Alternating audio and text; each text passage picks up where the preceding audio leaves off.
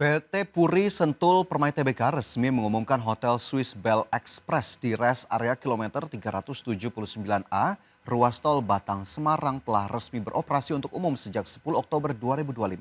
Kehadiran hotel ini diharapkan memberikan dampak positif bagi masyarakat sekitar dan berkontribusi terhadap perekonomian daerah. PT Puri Sentul Permai Tbk atau emiten dengan kode saham KDTN mengumumkan bahwa Hotel Swiss Bell Express di res area KM 379A ruas tol Batang Semarang telah dibuka untuk umum sejak 10 Oktober 2025.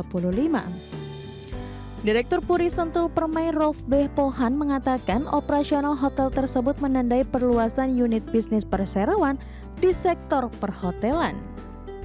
Rolf menjelaskan tanggal acara dan waktu pelaksanaan grand opening hotel akan disampaikan melalui keterbukaan informasi berikutnya sesuai ketentuan yang berlaku. Pembukaan ini menjadi bagian dari strategi KDTN untuk memperkuat posisi di industri hospitality nasional. Menurut Rolf, operasional Hotel Swiss Bell Express memberikan dampak keuangan positif bagi perseroan melalui peningkatan pendapatan dan beban operasional. Keberadaan hotel ini juga membuka lapangan pekerjaan baru bagi warga lokal serta memberikan kesempatan bagi UMKM untuk berkolaborasi dalam kegiatan operasional hotel. Keberadaan Hotel Swiss Bell Express di res area kilometer 379A juga berkontribusi terhadap peningkatan pendapatan asli daerah atau PAD Kabupaten Batang melalui serapan pajak daerah. Rauf menegaskan operasional hotel ini turut mendukung pembangunan daerah dan menjaga keberlanjutan usaha perseroan secara keseluruhan. Melalui pembukaan Hotel Swiss Bell Express, PT Puri Sentul Permai Tbk menegaskan komitmen untuk berkontribusi dalam pengembangan ekonomi lokal dan pariwisata daerah. Perseroan juga mendorong program penghijauan dan tanggung jawab sosial di sekitar wilayah operasional sebagai bagian dari upaya mewujudkan bisnis yang berkelanjutan. Tim Liputan, IDX Channel. PT PP Persero Tbk resmi memulai pelebaran jalan tol Surabaya Gempol, segmen Kejapanan Gempol dengan nilai kontrak lebih dari 140 miliar rupiah.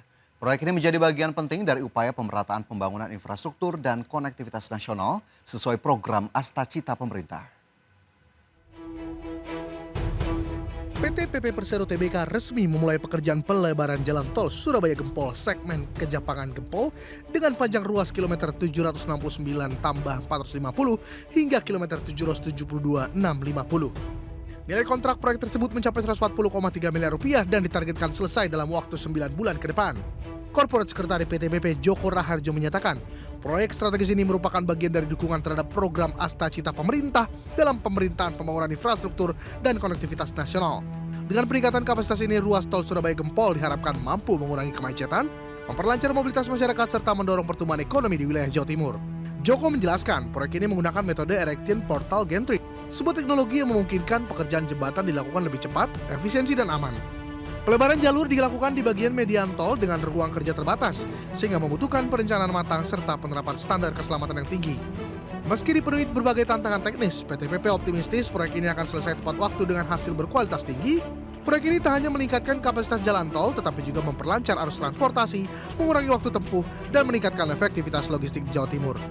Melalui pelebaran ini, PT PP menegaskan perannya sebagai pionir pembangunan infrastruktur nasional yang adaptif terhadap tantangan teknis dan kebutuhan publik. Dengan kombinasi teknologi konstruksi terkini dan pengalaman panjang di proyeksi strategis nasional, PT PP berkomitmen menghadirkan infrastruktur transportasi yang andal, berdaya saing, dan berkelanjutan. Tim Liputan IDX Channel. PT Repower Asia Indonesia Tbk atau emiten berkode saham REAL menjalin kerjasama strategis dengan Riskon Group untuk mengembangkan proyek perumahan bagi masyarakat berpenghasilan rendah. Kolaborasi ini diharapkan dapat mempercepat penyediaan hunian layak bagi masyarakat dan mendorong kinerja bisnis perseroan. PT Repower Asia Indonesia Tbk menjalin kerjasama strategis dengan Riskon Group untuk mengembangkan segmentasi rumah bagi masyarakat berpenghasilan rendah atau MBR. Kolaborasi ini ditargetkan dapat berjalan pada kuartal keempat tahun 2025. Real saat ini tengah menyiapkan pembentukan kerjasama operasi atau KSO dengan Riskon untuk mendukung proyek tersebut. Dalam skema kerjasama ini, Rizkon berperan menyediakan lahan yang sudah siap dibangun, sementara Repower Asia Indonesia akan mengembangkan lahan itu hingga ke tahap pemasaran.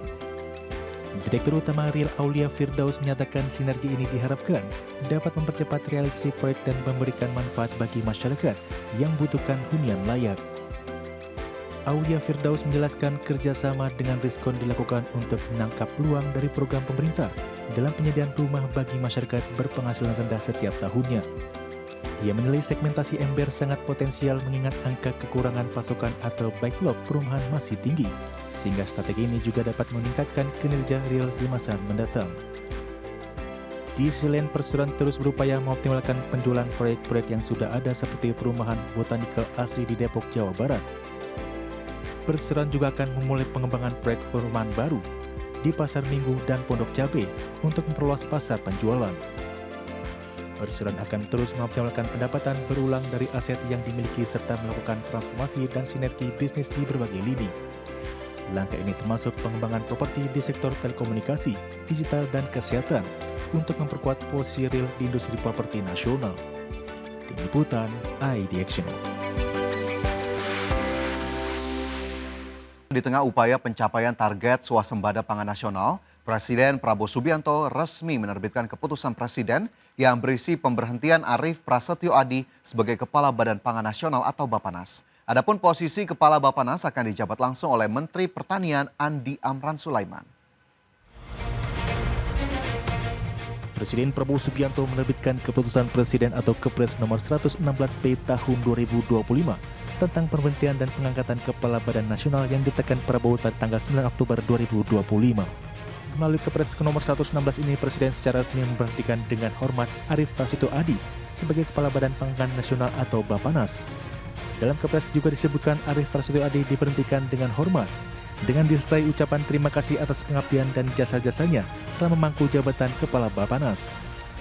Dalam Kepres terbaru ini juga disebutkan bahwa Presiden mengangkat Menteri Pertanian Andi Amran Sulaiman sebagai Kepala Badan Pangan Nasional dan kepada yang bersangkutan diberikan hak keuangan dan fasilitas lainnya sesuai ketentuan peraturan perundang-undangan.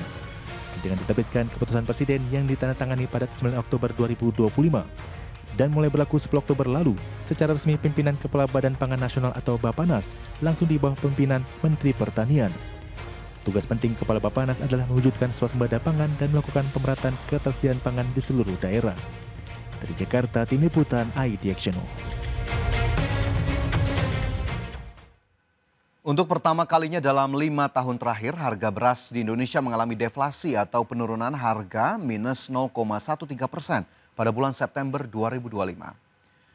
Menteri Pertanian Andi Amran Sulaiman menyebut capaian ini sebagai sinyal kuat keberhasilan peningkatan produksi nasional. Selain itu, menurut Amran, produksi beras nasional saat ini telah mencapai 33,1 juta ton dari Januari hingga November 2025. Kemudian pada Desember mendatang kemungkinan mencapai 34 juta ton. Atas capaian tersebut, Amran yakin bahwa Indonesia akan mencapai swasembada beras dalam waktu 3 bulan ke depan atau pada akhir tahun 2025. Beras terjadi deflasi, yaitu minus 0, saya ditunjukkan datanya, minus 0,13%. 5 tahun terakhir, ini pertama di bulan September, di saat paceklik. Begitu juga produksi kita, alhamdulillah sekarang sudah 33,1 dan bulan depan insya Allah akhir tahun nanti itu minimal 34 juta ton.